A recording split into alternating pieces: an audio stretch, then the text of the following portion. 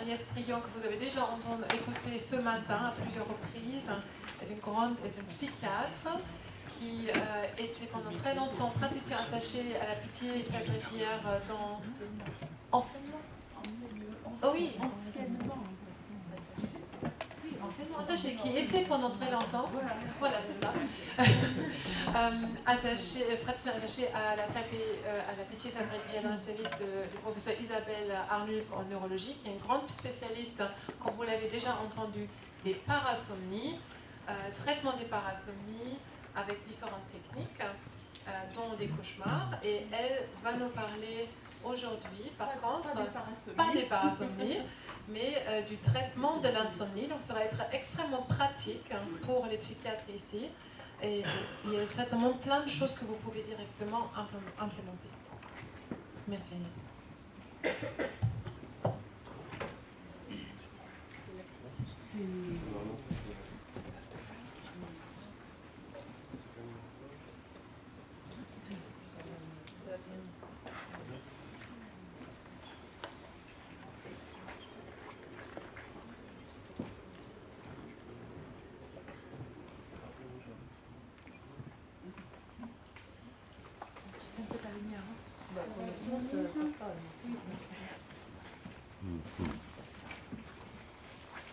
Moi j'ai tout ce qu'il faut, hein, celui.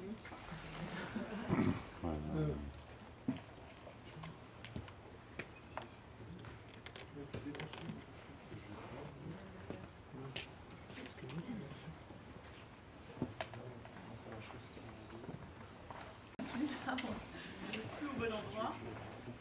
Ouais, c'est pratique. M'organiser, excusez-moi.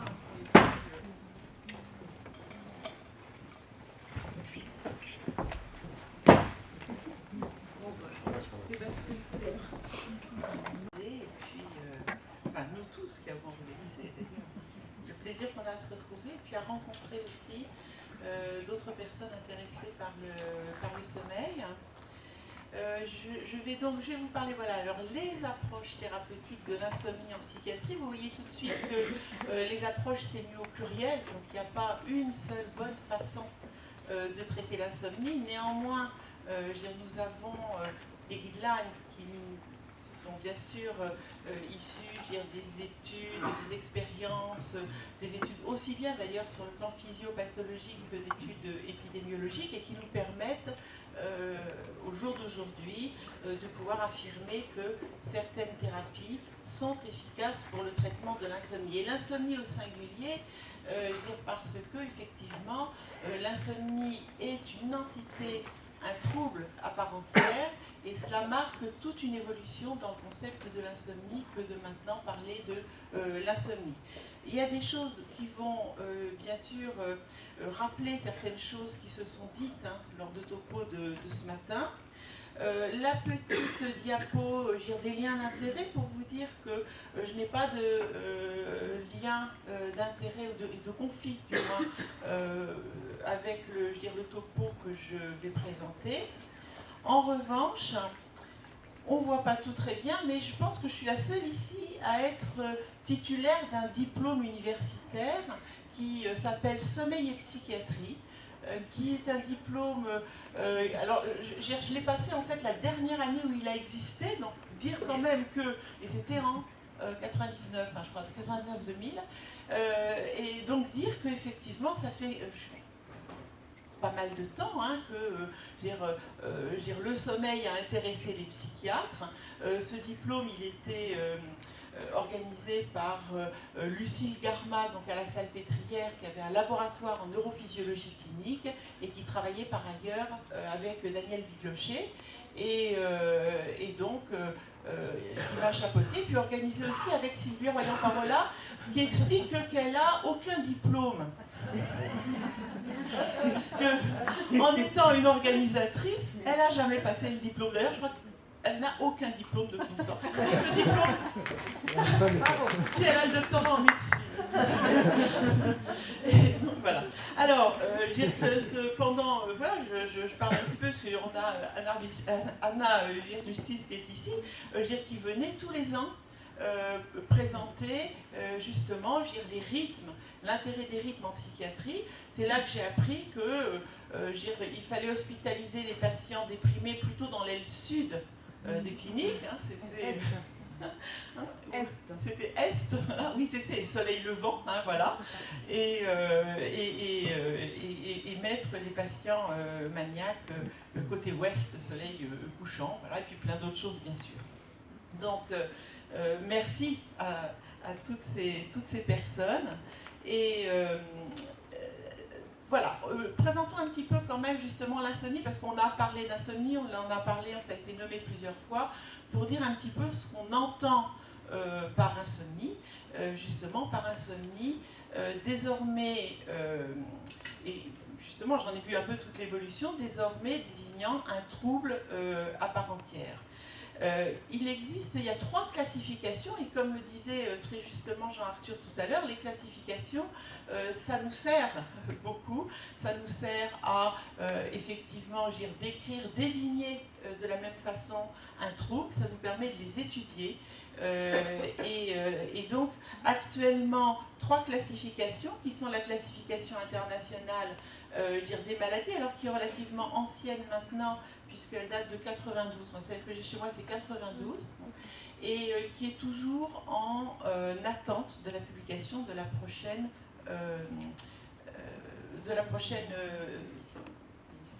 merci. Là. Et donc la CIMD, ce qu'on utilise peu, nous, dans le sommeil, parce qu'elle sert essentiellement en fait à des cotations en santé publique, elle sert essentiellement au remboursement, par exemple, à la prise en charge des frais par les systèmes de santé, par les mutuelles et par les systèmes de santé. On se réfère habituellement au DSM et à la classification internationale des pathologies du sommeil, respectivement, effectivement, le DSM, les psychiatres le connaissent bien, la dernière version c'est juin 2013, et puis l'ICSD pour les anglo-saxons et la classification internationale des pathologies du sommeil qui a été traduite par la SFRMS, donc qui est vraiment d'un usage très très pratique pour tout le monde désormais. Vous voyez, c'est 2013-2014. Les versions précédentes avaient une bonne dizaine d'années antérieures, et on a vu vraiment complètement changer dans cette évolution des classifications le point de vue sur l'insomnie. Les travaux ont été communs entre le DSM et l'ASM, en fait, l'association états-unienne des troubles du sommeil. Les travaux ont été communs et ont permis effectivement, donc là j'ai mis ce qui était de l'ICSD2, son évolution, et vous voyez qu'on est passé, c'est assez important quand même, parce que c'est vrai qu'on a encore assez souvent dans des publications, ne serait-ce que parce que c'est des publications assez anciennes, hein, on a encore assez souvent notion d'insomnie d'ajustement ou d'insomnie due à un trouble mental ou due à un trouble organique. Et désormais, les 3 catégories qu'on a dans les 2 classifications qu'on utilise, DSM et ICSD3, eh bien, ce sont l'insomnie chronique, l'insomnie de court terme et d'autres insomnies où, pour ma part, je n'ai pas vraiment eu l'occasion de classer des insomnies. Et on voit bien que, vous voyez, ce qu'on appelait avant l'insomnie d'ajustement, qui était aussi une insomnie aiguë, une insomnie de court terme, maintenant est devenue l'insomnie de court terme, et puis que toutes les autres classes d'insomnie sont devenues insomnie chronique. Dans le DSM, c'est la même chose. Le DSM, de son côté, a donc abandonné l'idée, enfin la notion d'insomnie primaire ou d'insomnie secondaire ou du A ou lié à, comme on le retrouvait auparavant. Alors c'est important parce qu'effectivement, on a un trouble désormais, une unité en fait, une entité clinique qui va effectivement donner lieu à des approches thérapeutiques qui vont être, on le verra, avec vraiment des points communs dans la pratique. Hein. Alors, quand on parle, voilà, toujours un petit peu dans des notions pour poser un peu pour dire un petit peu de quoi on parle. Hein. Je veux dire, quand on parle d'insomnie et de troubles psychiatriques, ça tout le monde ici le sait bien, il y a une relation vraiment bidirectionnelle entre l'insomnie et les troubles psychiatriques. D'une part, l'insomnie est connue, et ça vraiment, on a vraiment un niveau d'études maintenant avec beaucoup d'études longitudinales.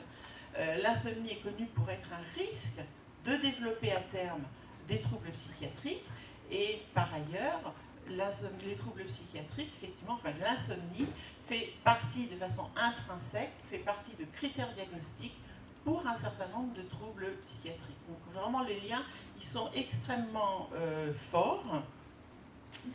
Et quand on sait que l'insomnie, dans la définition, hein, telle qu'elle est maintenant proposée, l'insomnie représente 19,8% de la population générale et 10% pour les formes sévères, c'est-à-dire retentissant très fortement sur la qualité de vie et sur la journée. Eh bien, on se dit qu'il y a effectivement une très très grosse population de personnes qui ont tout intérêt, ou pour qui on a tout intérêt, à proposer des traitements soit préventifs à l'égard des troubles psychiatriques, soit quand les troubles psychiatriques sont développés, pour justement améliorer ce trouble. Et on verra que ça a aussi d'autres intérêts, même par rapport aux troubles psychiatriques. Ce lien significatif, alors je ne vais pas faire une revue de la littérature, je vous montre l'étude Princeps, celle qui effectivement a attiré l'attention sur le lien entre l'insomnie et les troubles psychiatriques. C'est une étude épidémiologique avec beaucoup de défauts sur le plan méthodologique, notamment dans la définition de l'insomnie qui était très imprécise, mais qui avait un volet transversal et un volet longitudinal, et effectivement qui a vraiment montré la significativité de ce lien entre l'insomnie et les troubles psychiatriques. L'odd ratio dans la durée était sur cette étude de 39%, ce qui est absolument énorme et qui ne s'est pas reproduit par la suite. Là, ça tient aux problèmes méthodologiques. Actuellement, quand on regarde l'ensemble des études longitudinales qui nous, justement, donnent ce lien entre l'insomnie et le risque de dépression, eh bien, on tourne autour de 27, de 50 d'odd ratio, donc un risque effectivement qui est relativement élevé. Mais pas seulement pour la dépression, aussi pour les troubles anxieux, l'abus d'alcool et les troubles psychotiques, pour lesquels quand même au jour d'aujourd'hui on manque encore pas mal d'études. Mais ça, vous voyez, c'est une analyse qui date du mois dernier et qui effectivement est assez intéressante parce qu'elle a des critères de recrutement qui sont tout à fait rigoureux. Voilà, troubles psychiatriques et insomnie sont très très liés. Alors ça, c'est pour le côté en fait des psychiatres, enfin du côté de la psychiatrie. Ça, je veux dire, ça a déjà été dit à un moment donné ce matin. L'insomnie, et on le sait en psychiatrie, a une valeur évolutive dans la dépression. L'insomnie précède le trouble clinique dans bon nombre de cas, précède de façon particulièrement importante la récurrence du trouble dans la dépression et très très souvent justement dans la récurrence, c'est ce que montre le petit schéma à gauche en bas, très souvent dans la récurrence et le trouble qui réapparaît le premier, là c'est fait à partir de questionnaires de BDI où il y a des items sur le sommeil tout à fait bien définis et le sommeil apparaît de façon, précède de plusieurs semaines la récurrence du trouble. Et puis, c'est aussi les troubles du sommeil en général et pour 30 à 40% l'insomnie dans ces troubles du sommeil, eh bien, les troubles du sommeil sont le symptôme résiduel le plus fréquent. Donc là, on a vraiment des éléments pour se dire qu'il faut faire quelque chose et il va falloir effectivement vraiment, travailler sur des approches thérapeutiques. Alors il y a quand même déjà pas mal de personnes qui ont travaillé sur ces approches thérapeutiques pour l'insomnie. Aujourd'hui, on a deux guidelines. En fait, le guideline états-unien qui est sorti en 2016 et puis le guideline européen sorti en septembre 2017. et justement qu'on va reprendre parce que c'est un état des lieux. D'abord c'est le plus récent, et puis c'est vraiment des directives qui correspondent tout à fait à ce que nous en pratique, Carmen disait il va y avoir des aspects pratiques parce qu'en fait ce guidelines il a effectivement des aspects extrêmement pratiques, et c'est à partir de là qu'on va savoir quoi faire pour prendre en charge les patients qui souffrent d'insomnie. Alors, on ne serait pas complet si on ne disait pas quand même qu'à la SFRMS, il y a un consensus en préparation qui est coordonné par Isabelle Poirot et par Carmen Schroeder. Voilà, donc les guidelines, tous, en fait, proposent effectivement, puisqu'on a vu que l'insomnie, c'est une entité avec effectivement... Alors, je me rends compte à l'instant que la diapo, justement, pour vous indiquer les troubles nocturnes et les troubles diurnes, a disparu de mon diaporama avant, effectivement, que je vous le présente. Donc, l'insomnie, qui est une entité avec des troubles nocturnes qui sont les difficultés d'endormissement, les difficultés de maintien de sommeil, le réveil précoce, et des troubles diurnes à type de difficultés de concentration, des difficultés d'attention, un mal-être, une qualité de vie qui est dégradée. Le retentissement diurne, le fait qu'il existe un retentissement diurne fait vraiment partie du diagnostic de l'insomnie. Il y a des symptômes nocturnes et les symptômes diurnes. C'est très important parce qu'effectivement, dans la prise en charge des patients, on aura autant à s'occuper de l'un que de l'autre. Donc, cette insomnie qui est une entité, on ne fait plus une enquête à proprement parler étiologique, comme on le disait avant, pour dire c'est une insomnie qui est liée à une dépression, par exemple, mais ce sera plutôt une enquête de comorbidité, où on recherchera effectivement, bien sûr, les troubles de l'humeur, les troubles anxieux, mais aussi d'autres troubles du sommeil, les comorbidités, comme on l'a vu ce matin, les apnées du sommeil, etc. Donc, le bilan, en fait, qu'on se propose de faire dans un trouble insomnie, ça va être un bilan extrêmement large qui va permettre de voir effectivement tous les aspects associés ou comorbides à l'insomnie. Et l'algorithme thérapeutique qui est proposé donc désormais, qui s'est mis en place petit à petit, mais qui est vraiment celui qui est sorti ces 2 dernières années, c'est le suivant. En fait, soit il n'existe pas de comorbidité, et à ce moment-là, on traite l'insomnie. Il faut la traiter, bien sûr, parce que vous avez vu que quand on ne traite pas une insomnie, l'insomnie est un facteur de risque important pour développer par la suite une pathologie psychiatrique.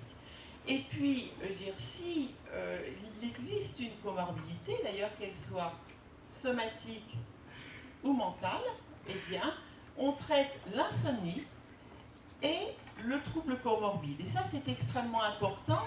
Ça a été déjà souligné ce matin, c'est-à-dire qu'auparavant, on aurait dit, écoutez, soignez votre dépression et votre sommeil ira mieux. Alors que maintenant, on soignera vraiment l'insomnie et la dépression de façon concomitante. Après, bien sûr, il appartient, et ça les recommandations le disent de façon tout à fait explicite, il faut être dans le bon sens, les recommandations européennes disent de façon tout à fait explicite qu'il appartient au jugement clinique de déterminer par quoi on va commencer, si on commence par le traitement de la comorbidité en premier, par le traitement de l'insomnie en premier, ou si on fait les deux de façon concomitante. Donc voilà, là on est vraiment dans les fondamentaux et la conduite actuelle pour traiter une insomnie. Quelles vont être les cibles du traitement? Donc là, j'ai repris des choses qui ont été là aussi dites déjà ce matin, que vous allez retrouver. Isabelle a parlé de justement tous les facteurs de façon... alors c'est là où petite flèche, ça a marché peut-être, voilà. Donc là, on est sur une perspective synchronique, en fait, dans le temps. Une insomnie, ça se développe sur un certain nombre de prédispositions tous les modèles, effectivement, même anciens, font état justement de différentes étapes dans la genèse d'une insomnie. Il y a des facteurs qui sont des facteurs prédisposants. L'insomnie se déclenche sur un certain nombre de situations. Là, j'ai mis stress aigu, mais ça peut être effectivement, c'est pas forcément le stress au sens de l'état de stress, ça peut être n'importe quel événement de vie où l'insomnie se développe et que se mettront ensuite en place un certain nombre de comportements au sens large du terme, de comportements d'adaptation à cette insomnie qui vont concerner aussi bien le domaine comportemental au sens de l'organisation par exemple de son sommeil, que les domaines psychologiques au sens de comment on pense justement cette difficulté, comment va être l'adaptation à cette difficulté, et aussi une activation du système nerveux autonome. Ça, c'est vrai que dans les études, c'est des choses qui ont été bien montrées. Isabelle en a parlé pour le trouble de stress post-traumatique. Il y a des choses tout à fait équivalentes dans les études concernant effectivement l'activation du système nerveux autonome dans l'insomnie.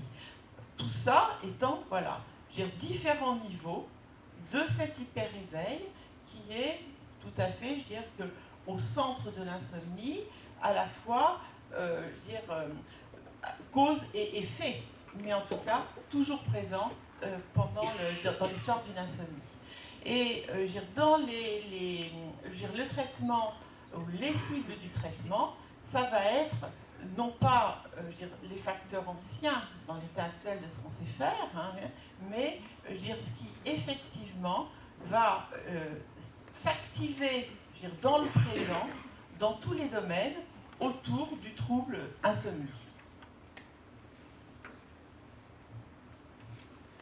Et il va y avoir effectivement différentes façons de cibler ces troubles, ces différentes activations associées, liées à l'insomnie.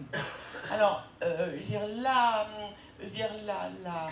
la thérapie qui a effectivement, dans toutes les études, je vous montrerai une ou deux, enfin des méta-analyses, dans toutes les études, la thérapie qui a un niveau de preuve vraiment élevé et qui donc représente la recommandation première, en première intention du traitement de l'insomnie, que ce soit d'ailleurs l'insomnie à court terme, l'insomnie aiguë, que l'insomnie à long terme, ça va être la thérapie cognitivo-comportementale de l'insomnie, dont je vais vous présenter les principaux éléments, et puis après, si vous voulez, dans la discussion, pour plus d'explications ou plus de détails, bien sûr, on pourra en parler. Dans ces recommandations, donc, c'est la TCCI qui est mise, effectivement, comme traitement de première intention dans le cas d'une insomnie chronique. Ça fonctionne sur le court terme et sur le long terme.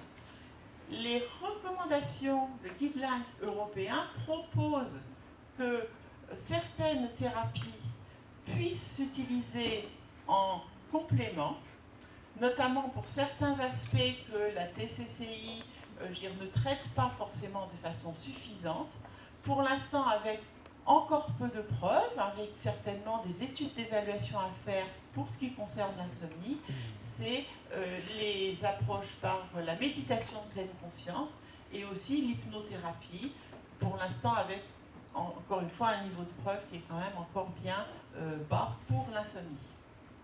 Et puis, il y a aussi, bien sûr, les médicaments. Ça, on les connaît bien, les médicaments qui traitent l'insomnie. C'est en premier les benzodiazépines et les produits apparentés, les hypnotiques qui ont cette indication-là de somnifères, en fait. Et ces produits, ça a déjà été dit, on sait bien qu'ils sont tout à fait efficaces dans le court terme, et que plus longtemps prescrit, il peut y avoir bien sûr des phénomènes de tolérance, des phénomènes d'accoutumance. En tout cas, c'est ce que les études montrent.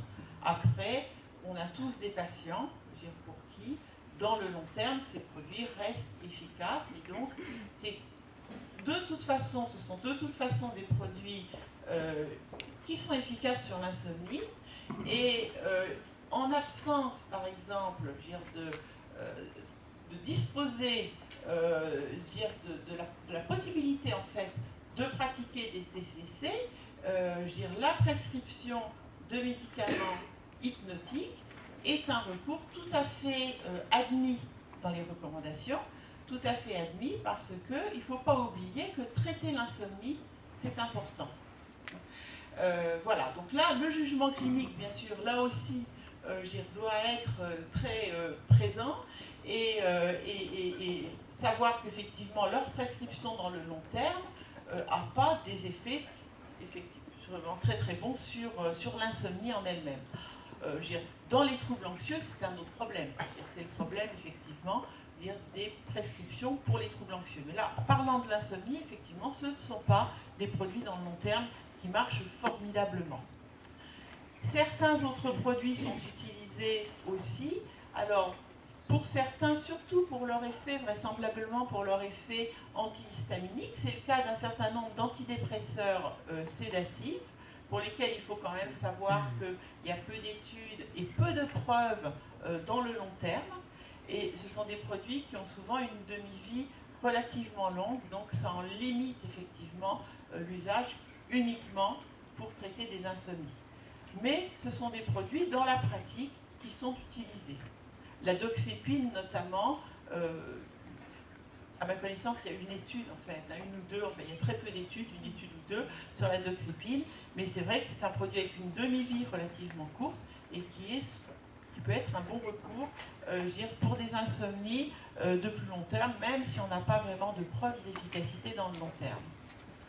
Dans nos recommandations européennes, effectivement, on a un manque de preuves et ne sont pas recommandés, un certain nombre de produits que beaucoup utilisent, il faut bien le dire, parce que là encore, à chaque cas, il peut y avoir des besoins différents. C'est les antihistaminiques d'une façon générale, antipsychotiques, c'est la kétiapine le plus souvent qui est utilisée pour le sommeil, la mélatonine et la phytothérapie, qui ne sont pas recommandées essentiellement pour un niveau de preuve insuffisant.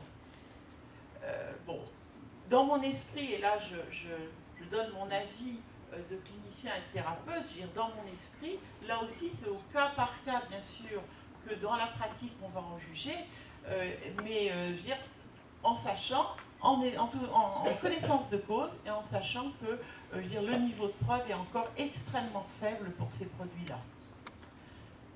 Les recommandations parlent aussi bien sûr de la lumière et de l'exercice physique. Alors concernant l'exercice physique, on n'est pas sûr d'un effet direct sur l'insomnie, mais en revanche, la lumière et l'exercice physique sont d'excellents synchroniseurs. Alors l'insomnie n'est pas un problème de désynchronisation, mais dans l'insomnie, il existe très très souvent des habitudes de sommeil ou de coucher qui finissent par effectivement désorganiser tout à fait les horloges, et on a tout à fait intérêt à apporter des synchronisateurs externes que sont la lumière, les activités physiques, sur des horaires qui permettent d'être compatibles avec la rotation de la Terre et donc avec l'horloge circadienne. Concernant l'insomnie, on a peu de preuves, mais il existe quand même une recommandation, même si elle est faible, et on verra de toute façon qu'avec l'approche comportementale, cette utilisation des synchronisateurs externes se fait tout à fait naturellement. Et puis, certaines thérapies, dites complémentaires ou alternatives, comme l'acupuncture, la réflexologie, l'homéopathie, le yoga, la musicothérapie, je pense que j'en ai pas oublié, mais c'est vrai que je n'avais pas trouvé le MDR, par exemple. Donc, très peu de preuves. On sait que c'est utilisé. Why not? Alors, qu'est-ce qu'on appelle la thérapie cognitivo-comportementale? Donc, je vous l'ai mis sur une même, vous voyez, c'est-à-dire que, en fait, ce qui est vraiment important de comprendre, c'est que ce qu'on appelle la TCCI, eh bien, en fait, c'est un traitement à composants multiples. Il y a plusieurs composants qui sont les plus connus, sont les composants comportementaux. l'approche cognitive qui est associée de façon quasi systématique, hein, et puis je veux dire, des techniques de relaxation ou de biofeedback qui s'adressent à l'hyper-éveil psychophysiologique, et aussi des techniques d'éducation ou d'hygiène de sommeil avec des recommandations sur les horaires, les rythmes veille-sommeil et être dans un environnement compatible avec le sommeil. Donc vous voyez qu'on a tout un panel en fait d'interventions possibles. Dans ce panel, on sait que ce qui est le moins efficace, et c'est souvent ce par quoi on commence, bon, c'est utile, mais ce n'est pas réellement efficace sur l'insomnie, c'est tout ce qui est recommandation d'hygiène de vie ou de sommeil. C'est indispensable, mais ça ne fait pas en soi une thérapie cognitivo-comportementale. Ce qui fait la thérapie cognitivo-comportementale, c'est en premier lieu les approches comportementales qui sont la restriction du temps passé au lit et donc du sommeil, et ce qu'on appelle le contrôle du stimulus. On regardera un exemple justement pour visualiser ce que c'est comme type de consigne pour les patients et quel en est l'intérêt. Donc, on a effectivement de multiples interventions possibles, et soit on va faire des programmes qui vont être des programmes, par exemple, qui vont s'adresser à de larges populations ou à des groupes. Alors effectivement, ce sera relativement rigide, hein, comme dérouler des programmes, mais en approche individuelle avec un patient, ce sera aussi quelque chose de tout à fait possiblement personnalisé, individualisé, et certains patients auront particulièrement besoin, par exemple, d'un travail cognitif, alors que d'autres n'en auront pas besoin du tout. Certains patients sont déjà très au fait de tous les aspects horaires, hygiène de sommeil, etc. Et ils ont déjà effectivement tout à fait bien respecté, sans pour autant ne plus être insomniaques. Donc en fonction des patients, bien sûr, on adaptera la façon dont on proposera nos programmes de thérapie. Rapidement, je vais aller très vite, donc toutes les études là, vraiment, enfin, on n'a pas tellement besoin d'avoir plus de preuves de l'efficacité des TCCI dans l'insomnie. Il faut quand même dire que dans toutes les études qui sont faites, alors au début c'était surtout des études sur l'insomnie sans comorbidité, et puis par la suite, justement, dans l'insomnie avec comorbidité, là en fait sur ces méta-analyses, hein, on a par exemple l'insomnie associée à des PTSD. Il y a des études qui ont été faites sur l'insomnie associée comorbide avec la dépression, mais aussi avec la douleur, avec des cancers. Et on a effectivement une efficacité de ces programmes, non seulement sur l'insomnie, mais aussi sur le trouble comorbide. Et ça, c'est quelque chose de très important. D'ailleurs, c'est une des choses qui ont amené à donner ces recommandations, à prévoir ces recommandations de prise en charge concomitante de l'insomnie de toute façon, du trouble comorbide avec quand c'est nécessaire, mais en sachant que sur un certain nombre de troubles, le fait d'agir sur l'insomnie agit sur le trouble comorbide. Donc c'est une donnée importante. Donc voilà. Alors ça c'est à titre d'exemple, hein, c'est sur une des méta-analyses qui montre effectivement ce qui est amélioré, entre autres, hein, il y a d'autres choses qui sont améliorées, ce qui est amélioré entre autres concernant l'efficacité du sommeil, qui reflète en fait le fait qu'il y a une meilleure continuité du sommeil. Quand l'efficacité augmente, c'est que la continuité, qu'il y a moins d'éveil intra-sommeil pendant le sommeil. D'une façon générale, si on s'en tient uniquement à des paramètres objectifs, le gain des TCC sur les paramètres du sommeil est un gain relativement modeste, hein, avec un raccourcissement de la latence d'endormissement qui est autour de 15 ou 30 minutes, une augmentation du temps de sommeil qui est entre 30 et peut-être 60 minutes. En fait, quelque chose qui n'est pas forcément un gain énorme en temps de sommeil.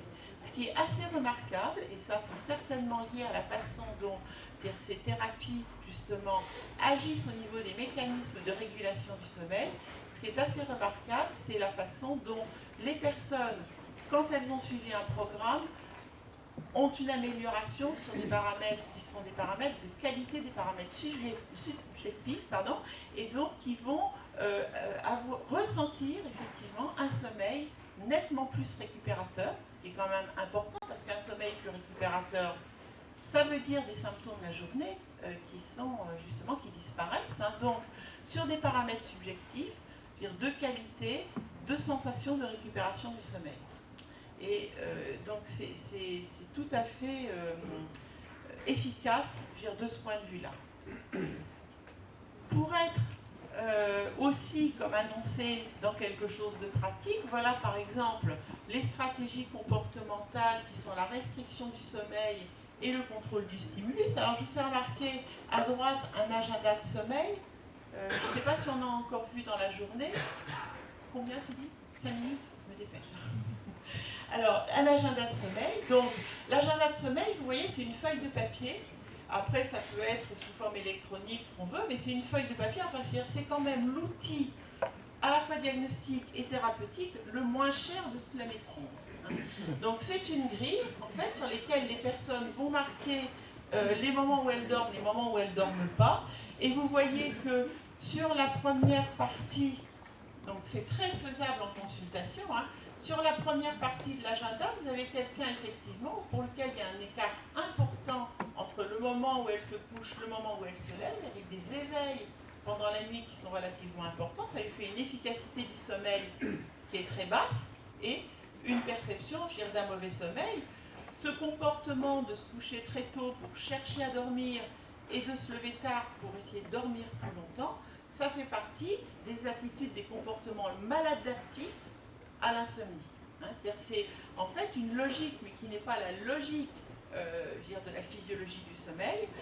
La logique de la physiologie du sommeil, c'est ce qu'on leur propose, c'est-à-dire justement d'adapter leur temps passé au lit à leur temps réel de sommeil. Et donc, vous voyez, on fait comme ça une compression, on appuie sur les mécanismes homéostatiques du sommeil, et en même temps, avec ces horaires très réguliers, eh bien, vous voyez, lumière et obscurité servent de synchroniseur et ont aussi une action sur l'horloge et sur une rééducation, une éducation de l'horloge. Donc voilà les grands principes des stratégies comportementales. S'associer à ces stratégies comportementales des stratégies cognitives, alors je dirais qu'ils vont de soi, parce que quelqu'un qui fait l'expérience de mieux dormir va modifier sa façon de penser son insomnie, son sommeil et ses difficultés d'endormissement. Ceci dit, ce n'est pas toujours suffisant. Quelquefois, il faut effectivement faire plusieurs séances pour permettre, de modifier la psychologie associée à l'insomnie. Elle est souvent centrée, cette psychologie, sur effectivement les difficultés d'endormissement et certaines thérapies ou une part de la thérapie pourra se centrer sur ce qu'on appelle l'effort à dormir. En fait, cette façon d'être dans une intention et un effort à dormir qui inhibe les automatismes des processus du sommeil. On inhibe par cette intention à dormir les mécanismes homéostatiques.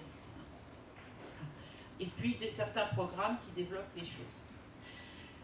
Sur l'hyper-éveil psychophysiologique, qui est aussi un composant de la TCC, on connaît bien l'entraînement à la relaxation. Il existe aussi les techniques de biofeedback qui sont pratiquées dans certains services, notamment des services qui s'occupent de troubles anxieux. Quant au neurofeedback, si vous avez des questions à poser, bien écoutez, vous les poserez tout à l'heure à Jean Arthur, puisque, comme on l'a dit, c'est lui qui est le grand maître du neurofeedback en France, en fait. Voilà. Et puis, les aspects éducation et hygiène, j'en ai déjà parlé quand on me dit que j'ai plus beaucoup de temps, je passe rapidement. Les limites actuelles de ces thérapies, eh bien, c'est qu'elles sont peu disponibles ou plutôt peu connues, ou alors même elles sont connues, mais on ne sait pas comment les pratiquer. Donc là, il y a vraiment un travail à faire. Elles ont peu d'action sur l'anxiété, et puis très très souvent, les aspects psychologiques, cognitifs sont négligés. Et les effets secondaires, ils existent, parce que quand on fait une réduction du temps de sommeil, eh bien, on induit possiblement une somnolence la journée. Et donc ça, c'est très très peu étudié dans ces thérapies. On sait qu'elles sont efficaces, mais tout ce qui se passe autour est assez peu étudié. Pour les aspects anxieux, je l'ai déjà évoqué, je vais passer vite, donc ça va être effectivement possiblement des thérapies basées sur la pleine conscience qui sont bien connues maintenant en psychiatrie. Pour l'instant, concernant l'insomnie, on a encore un petit nombre d'études. Et ces thérapies sont intéressantes dans pas mal de comorbidités psychiatriques. Et concernant l'hypnothérapie, qui est aussi justement proposée dans les recommandations en complément des TCC dans les recommandations européennes, et bien l'hypnothérapie, il y a encore moins d'études et sur une analyse, sur une revue de 2015, on arrive à 3 études hypnose, 3 études de relaxation en training autogène, hein, qui est une technique quand même aussi assez suggestive comme l'hypnose, et on ne peut pas en conclure grand-chose pour l'instant, mais certaines personnes, effectivement, pourront proposer ce type de thérapie. Quel format pour pratiquer tout ça? Écoutez, individuel ou en groupe, alors là, tout c'est fait, c'est vraiment des choix du clinicien, en fonction de ce qui existe dans son service, en fonction de ce qu'il a à disposition. Des versions longues, des versions courtes, il y a des versions effectivement sur... Alors, une seule séance, c'est quand même pas très courant, mais sur 3 séances, par exemple, et ça peut tout à fait bien marcher. Et puis, des versions plus longues. Moi, quand j'ai pratiqué ça à la Salpêtrière, je faisais en fait sur 4 séances, une 2 mois après de rappel, et après, je faisais des séances de rappel 2 fois par an. Ça marchait assez bien. Et justement, comme ces programmes, en fait, ne sont pas toujours à disposition, il y a actuellement pas mal, effectivement, en tout cas, il y a un enthousiasme, on va dire, autour des TCC. Tu vas en parler alors? Alors, je vais passer. Ok, très bien. Donc, Sylvie va en parler, donc je passe. Je vais pas, effectivement, je passe là-dessus. Elle vous en parlera, d'autant plus que là, par exemple, c'est une diapo qui est à elle. Voilà. Et je vais m'amuser quand même 2 minutes pour dire, alors, pour le futur. Alors, pour le futur, en fait, bon, c'est un petit peu difficile au jour d'aujourd'hui d'en parler vraiment, parce que il y a des choses, effectivement, qui tiennent la route, et il y a des choses qui sont quand même du domaine du folklore, à mon avis, mais ça m'amuse quand même d'en parler. Tu me donnes encore 2 minutes.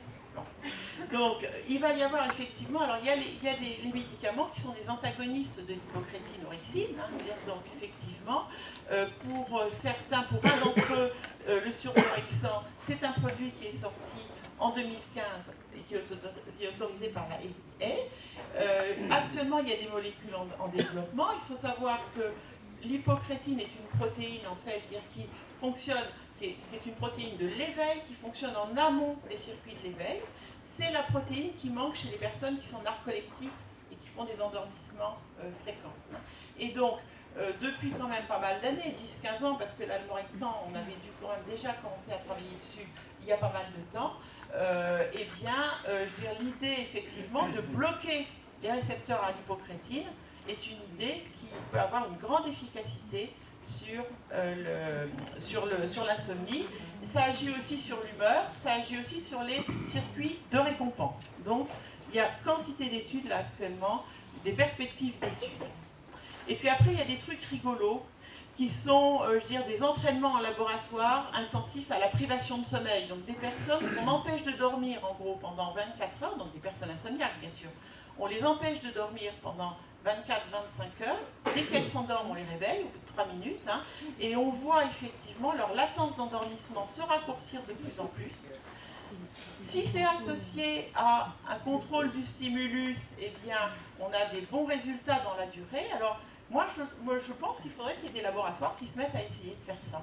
Parce que c'est une étude, il n'y en a qu'une, hein, mais j'ai trouvé que c'était hyper astucieux, parce que donc, le patient, il est monitoré. Hein, l'application, c'est une forme d'application accélérée de la privation de sommeil chez une personne insomniaque. Voilà.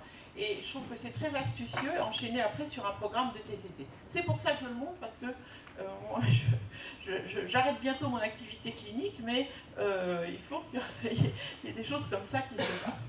Et puis voilà, des stratégies, hein, avec des publications sur alors le refroidissement du cerveau. Hein, là, on est dans effectivement quelque chose, on sait qu'il faut avoir une température plutôt basse, intérieure, interne, hein, pour que le sommeil se fasse bien. La stimulation magnétique transcrânienne, la stimulation électrique transcrânienne, je ne rentre pas dans le détail. Il y a des personnes qui travaillent sur ces sujets. Pour l'instant, on n'a pas grand-chose. Et puis, en fait, je veux dire, ce qui pourra, en fait, alors dans le futur, avec un affinement des profils d'insomniaques en fonction justement de tous leurs facteurs de prédisposition, environnementaux, etc., ce qui pourra faire des profils d'insomniaques différents et permettre un traitement personnalisé en fonction du profil des personnes insomniaques. Là, je suis allée vraiment très vite. Donc, voilà, il faut traiter. Les benzos, c'est efficace dans le court terme. Les traitements cognitivo-comportementaux, c'est efficace à court et à long terme. Et merci à tout le monde d'être ici. Et bienvenue à ceux qui vont arriver dans la discipline sommeil. Merci Agnès. C'était très complet. Alors, ce que je vous propose, on en a la place pour 2 questions. Par contre, on va tout de suite passer à la pause après. Donc, vous avez l'occasion de rediscuter ou de continuer à discuter avec Agnès Priant. Et on va faire une pause après de 15 minutes pour reprendre à 16h, comme c'était initialement prévu. J'avais fait une pause plus courte, mais quand nos collègues vous ont préparé déjà des desserts là-bas qui vous attendent, ça va bien se faire. Alors, est-ce qu'il y a des questions pour Agnès Priant? Oui. Le Suvorexant, ça fait quelques années qu'on en parle, mais il n'est toujours pas disponible en France. Non. Il est sorti aux États-Unis, mais pas en France. Et il est sorti aux États-Unis, il n'est pas sorti en France. Et il semblerait qu'il ne sortira pas en fait, en France, mais je crois plus en Europe même, pour des raisons, je veux dire, d'études qui leur ont été demandées et qui n'ont pas été mises en place. Est-ce que c'est assez séduisant, effectivement, comme Tout à fait. Et qu'est-ce qu'on a comme retour de l'efficacité là où il est utilisé? Alors, sur le Suvorexant, moi, j'ai pas grand-chose de retour, non. En fait, il est sur le marché depuis 2015 aux États-Unis. J'ai pas de retour. Tu as quelque chose, toi, Pierre-Alexis, sur le Suvorexant? Voilà. Mais il y a en France des molécules en développement actuellement. Mais voilà, qui sont, je pense pas je sais même pas si elles sont en phase 3, peut-être, je sais pas. Si, peut-être en phase 3. Il y a d'autres questions? Mais je suis d'accord, c'est séduisant. En tout cas, c'était intéressant et important que tu montres aussi que pour la TCC, c'est très riche en fait. Oui. Parce que souvent, on fait les reproches à la TCC que c'est intellectuellement pas très riche, assez simple. En fait, il y a plein d'outils, très différents et c'est très rigolo. En fait. Je suis contente que tu soulignes ça parce qu'effectivement, même dans l'esprit, je dirais des autorités de santé, enfin bon, il y a une espèce d'assimilation hygiène du sommeil et TCC, alors que c'est pas du tout ça. On est vraiment sur des leviers physiologiques mais aussi psychologiques importants. Bon, on continue en grignotant. Voilà. Courte pause, café, dessert. Voilà, à tout de suite.